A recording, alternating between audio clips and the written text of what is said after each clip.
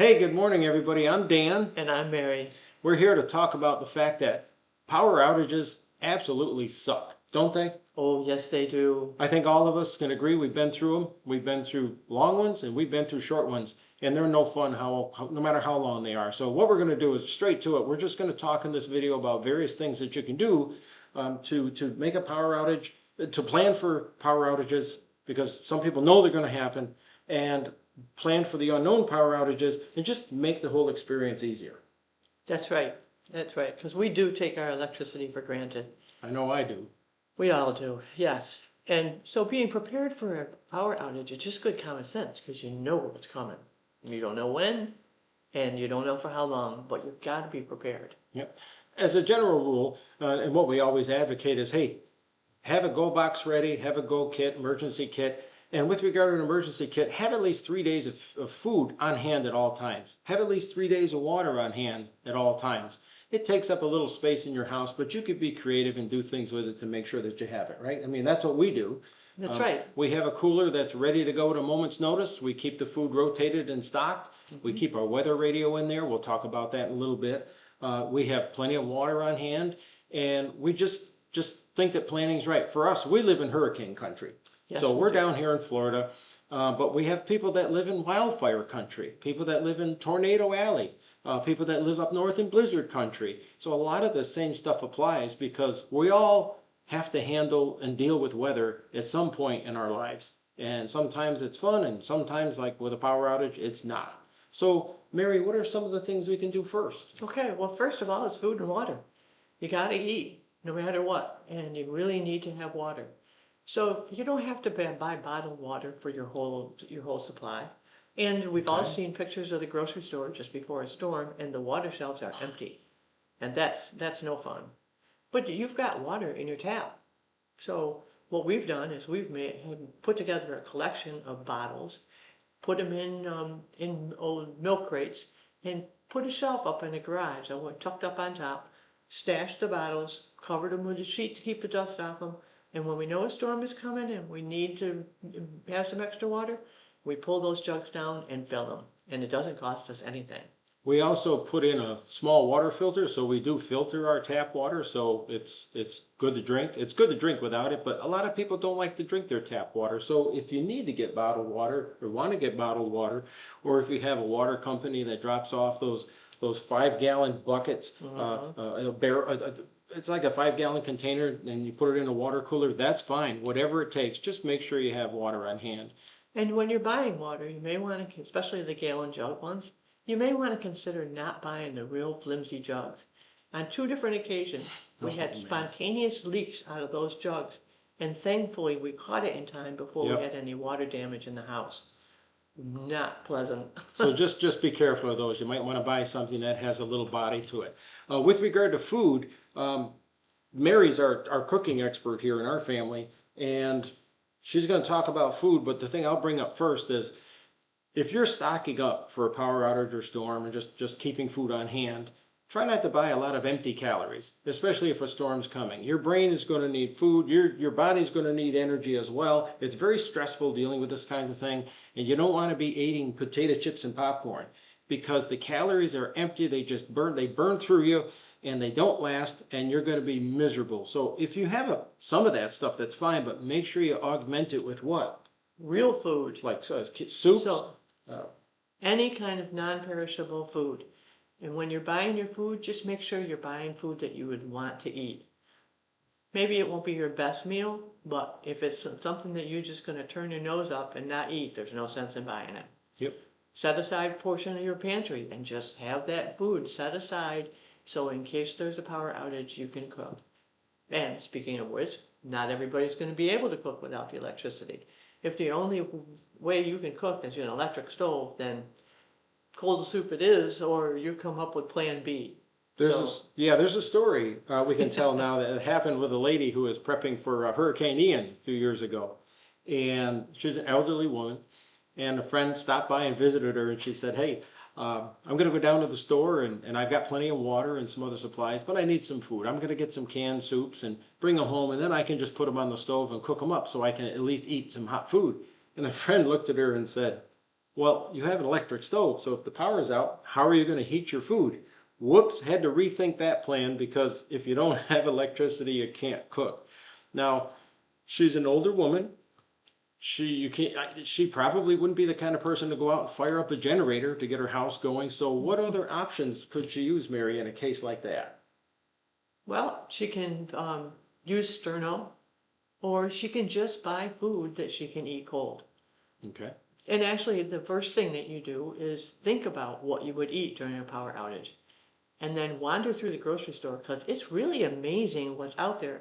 I mean, you can buy little containers of pre-cooked, shelf-stable, pre-cooked rice. Who knew?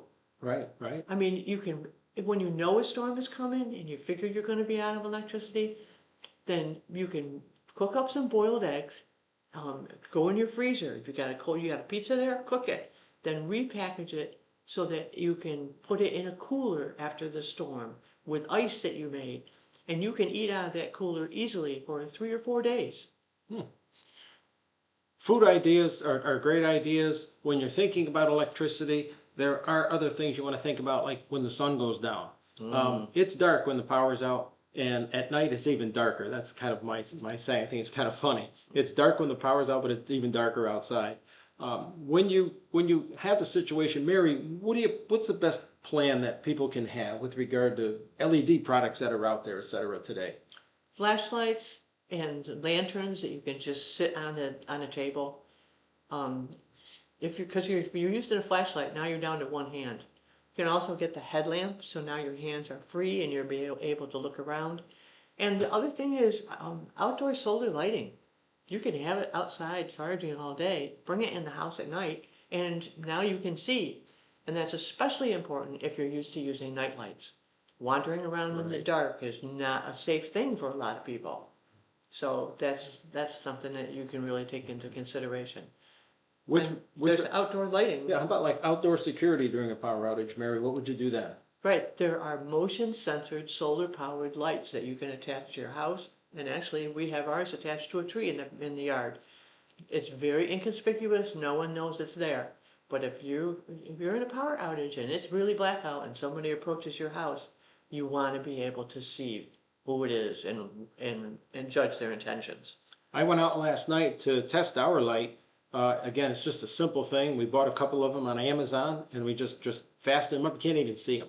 They're very unobtrusive. So I walked out last night. Mary was on the lanai. I walked out in the backyard, and boom, the light came on, and there I was in the light. So it was just a nice little peace of mind thing to have because you don't know if some animals might be coming by. Again, we live in gator country. There could be bears where you live. It's just good to know what's out there if you have to be out and about.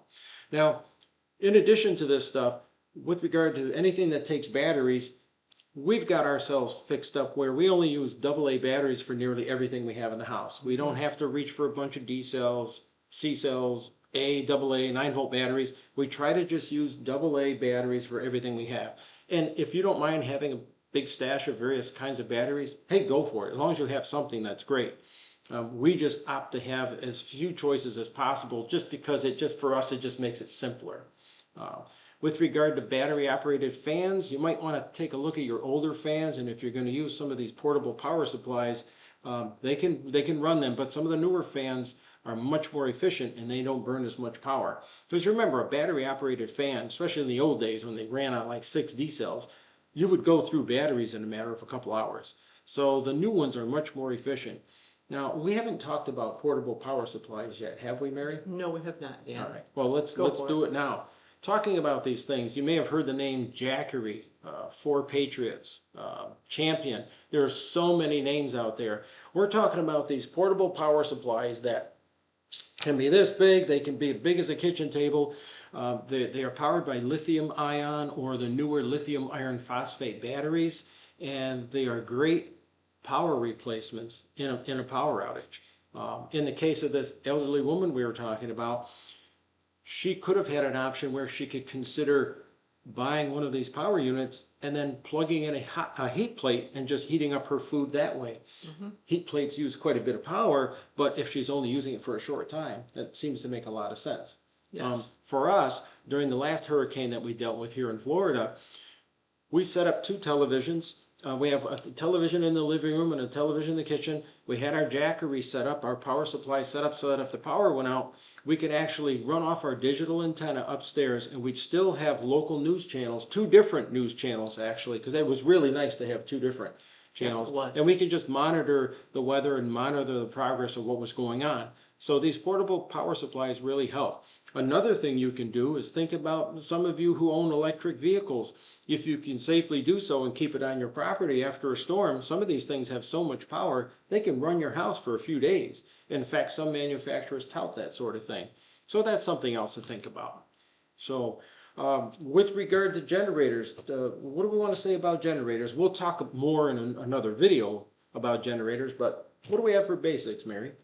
Well, the first thing you need to take into consideration is keeping the generator away from the house while it's running. And how far would that be? So the old days, they recommended 10 feet, now they're recommending 20. 20 feet away from the house? Right. Okay. It's producing exhaust and contains carbon monoxide and can kill you. In fact, it's a good idea to have a couple of carbon monoxide detectors in your house if you run a generator. Remember not to run a generator inside. That's how people get killed. Right. Don't run it in an enclosed garage. Run it outside. If you have a little outside shed or something, you can set up a fan and blow the fumes away from your home. Try not to aim your generator at your house or at a window. Or your neighbor's house. Or your neighbor's house. Yeah, you want to have a good relationship with your neighbor when there's a power outage. So just be safe. Run your generator periodically. We exercise ours quarterly. We run liquid-cooled diesel generators. We have for many, many years. That's just our preference, having been around diesel equipment most of our lives. Some people opt for propane. Some people opt for gas, natural gas.